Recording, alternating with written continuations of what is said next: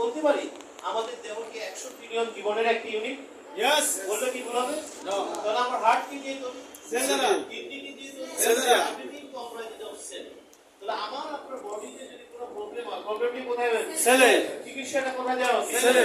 পৃথিবীর সমস্ত মেডিকেল স্টুডেন্টরা যখন এমবিবিএস করতে গিয়েছিল, প্রথম যে শব্দটির সাথে তার পরিচয় ঘটেছিল সেটি কি? সেল। কিন্তু সেল দিয়ে শুরু করেছে। এবং সেল নিয়ে পড়তে গিয়ে চিকিৎসা বিজ্ঞানের যে সত্যটি তিনি প্রথম দিন জেনে গেছেন, কোষের চিকিৎসার দায়িত্ব কোনো ডাক্তার হাতে দেওয়া হয়নি। কোষের চিকিৎসার দায়িত্ব শুধুমাত্র প্রকৃতির হাতে রাখা হয়েছে। সব ডাক্তার এগুলো বলছি, ওনারা এগুলো জানেন। তাহলে উনি কিসের ডাক্তার? উনি হার্টের অনেক বড় ডাক্তার।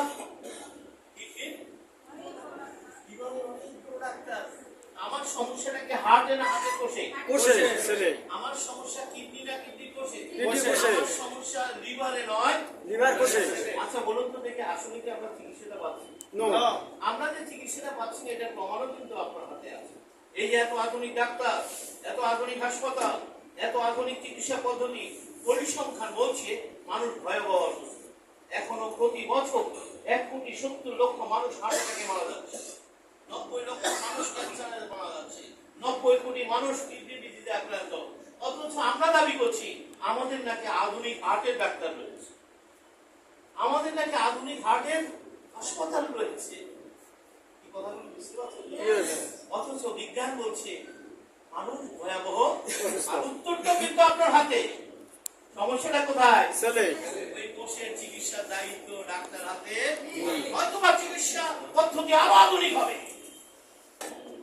বাট আপনি সুস্থ হতে পারবেন না, কারণ কোষের চিকিৎসা দেওয়ার ক্ষমতা ডাক্তার হাতে নেই। Message clear? এবার আসুন আমরা একটু দেখবো আমরা রোগী হলাম কিভাবে। আমরা কিন্তু হঠাৎ করে রোগী হইনি। আমাদের প্রথম অসুস্থতা ছিল এরকম, শরীরটা কেমন যেন একটু ড্যামেজ করে, শরীরটা কেমন যেন একটু কি, প্রথম সবাই এটা বলে না, সকলে মিলে কি বললো? তাড়াতাড়ি ডাক্তার দেখো। এরকম আমরা এমন এক সমাজ ব্যবস্থা তৈরি করেছি, আপনি যদি ডাক্তার না দেখান আপনাকে সবাই গাল বলবে, ডাক্তার দেখান। অনেকে লজ্জায় ডাক্তার দেখে, জানেন কেমন মানুষ কি না কি বলবে, বুঝছেন তো কথা? মানে পরিবেশটা সেভাবে তৈরি করা ভালো কথা। আমরা ডাক্তার দেখালাম, এরপর কি হলো? কথাগুলো খুব বড় দিকে শুনতে হবে। এরপর কি হলো? আপনি যখন ডাক্তার দেখালেন, ডাক্তার সাহেব বেশ কিছু টেস্ট করালেন, রাইট? টেস্ট করে তিনি আপনাকে বললেন একটু সুগার বেড়েছে, একটু প্রেশার, সব কতটুকু ছিল? একটু একটু। প্রথম কিন্তু সবাই একটু একটুই থাকে। তিনি সতর্ক করে দিয়ে বললেন আর বাড়তে দেয়। আমরা সুগার বাড়া কি ভালো, প্রেশার বাড়া কি ভালো, কিন্তু তিনি কি করলেন? তিনি তার প্রেসক্রিপশনে কিছু ড্রাগ বা মেডিসিন, কিছু ড্রাগ লিখে দিয়ে তিনি বললেন আমি আপনাকে কিছু মেডিসিন খেতে দিলাম, সেগুলো চলবে। দুটো ভুল ইনফরমেশন আপনাকে রোগীর খাতায় জোরে একটা হাত তালি দেয়। তিনি কি আপনাকে মেডিসিন খেতে দিয়েছেন না ড্রাগ খেতে দিয়েছেন? তিনি কি জানেন না ওই ড্রাগ দিয়ে কখনো প্রবলেম সলভ হয় না? তিনি জানেন। কেন জানেন? ড্রাগ নিয়ে তিনি যে বইটি পড়েছেন সেই বইটির নাম ফার্মাকোলজি। সেখানে স্পষ্ট লেখা আছে কোন ড্রাগ 15 দিনের বেশি খাওয়া। অথচ আমার ডাক্তার লিখে দিলেন তাহলে মেডিসিনের নামে ড্রাগস, যা খাওয়া উচিত কতদিন, সেটা চলছে। আর রোগী কি বলছে? রোগী কি বলছে? আমার সকল প্রবলেম। রোগী কিন্তু খুশি। মানুষ কিন্তু এভাবে কথা বলে কোনো ডাক্তার পাওয়া যায় না, 300-400 রোগী দেখে। আমি আমার সচিব বন্ধুকে দিয়ে অ্যাপয়েন্টমেন্ট নিয়েছি, রোগীরা কিন্তু এভাবে কথা বলে এবং ওনার ওষুধ খেয়ে আমি এখন এই সংঘর্ষে আরো হাজার হাজার লোক খেতে। ওই ডাক্তার ভালো, ওনার আমি আছি। আচ্ছা বলুন তো দেখি, দিন যত যায় ড্রাগের পরিমাণ বাড়ে না কমে? শুরু করছে 2টা দিয়ে, এখন 14টা খায়। কথা ঠিক আছে? আগে একটা খাইতো, এখন 2 বেলা খায়। আগে 1 বেলা খাইতো, এখন 3 বেলা খায়। রোগী কিন্তু বলছে আমি খুব ভালো, সে কিন্তু খারাপ নেই। এবং এও বলে যে গত মাসে ঢাকা গিয়েছিলাম তো, বড় একজন প্রফেসর দেখিয়েছি, এই বড় প্রফেসর। রোগীরা কিন্তু এভাবে গল্প করে দিলেন, অনেক বড় প্রফেসর। উনি নতুন করে 4টা ওষুধ দিয়েছে খাওয়ার পর আরো ভালো আছে, রোগী কিন্তু খারাপ নাই। এভাবে দিন যত যায় ড্রাগের পরিমাণ একটা পর্যায়ে ড্রাগ আর কাজ, আমার মনে হয় কথাটি প্রতিটি ঘরের কথা, ড্রাগ আর কাজ করে না। আমরা প্রায় দেখি অ্যান্টিবায়োটিক কাজ করে না, প্রেশার ড্রাগ কাজ করে না, কি কথাগুলো কি না ঘরে আছে কাজ করে না। এবার আমার ডাক্তার সাহেব ডাকালেন, দেখি সমস্যাটা। এবার তিনি বলছেন আপনার তো লিভার ড্যামেজ, আপনার তো কিডনি ড্যামেজ, আপনার তো হাই প্রেশার। প্রথম দিন কি বলেছিল? 14 বছর পরে কি বলছে?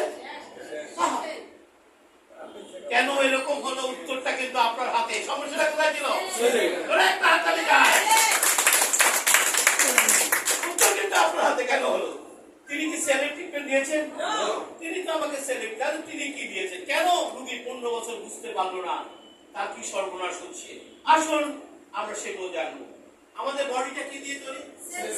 সেলের একটা ক্যারেক্টার হচ্ছে, সেল যখন অসুস্থ হয় সে একটা মেসেজ পাঠায় ব্রেইনে। আমাদের কোষের মেইন অভিযোগের নাম পেইন, ব্যথা। আমাদের যদি ব্যথা না থাকতো আমরা কখনোই জানতাম না অসুস্থ। কোষ অসুস্থ হলে ব্যথা দিয়ে সেটা আপনাকে জানান দেবে। এভাবে হাসি কাশি জ্বর বমি বমি ভাব সমস্ত কিছু অসুস্থ কোষের কান্না। আর সেই মেসেজ কোথায় পাঠায়? আপনার ব্রেনের সাথে হোল বডি সেলের নার্ভ ফাইবার দিয়ে কানেক্টেড। এখানে যেন প্রতিটি লাইট ফ্যান ইলেকট্রিক ওয়্যার দিয়ে কানেক্টেড, আপনার ব্রেনের সাথে প্রতিটি কোষ নার্ভ ফাইবার দিয়ে কানেক্টেড। আপনার বডি নার্ভ ফাইবার গুলোকে যদি লম্বা করা হয় এর দৈর্ঘ্য হবে 90,000 কিলোমিটার। কত কিলোমিটার?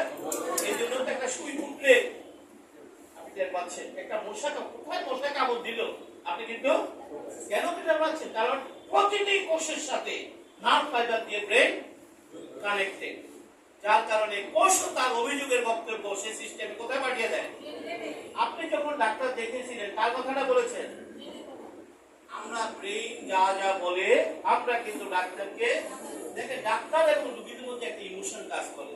রোগীরা প্রায় অভিযোগ করে ডাক্তার তো কথা শুনে না, অভিযোগ করে না তো ডাক্তার তো কথা শুনে না। রোগী চায় ডাক্তার তার কথাগুলো শুনে। এর জন্য অনেক রোগী কি করে, বড় ডাক্তার দেখানোর আগে সব দেখে নিয়ে যায়। আজকে ডাক্তার কি সব খুলি বলবো, এই জন্য কোনটা যেন বার্তা যায় সে কি করে রেখে নিয়ে যায়। কিন্তু ডাক্তার তো তার কথা একটু শুনে অভিনয় করে, হ্যাঁ বল বল আমি শুনছি, বল আমি শুনছি। এটা ডাক্তারেরও কোনো দোষ নেই, কারণ কিন্তু জানেন সমস্যাটা কোথায়।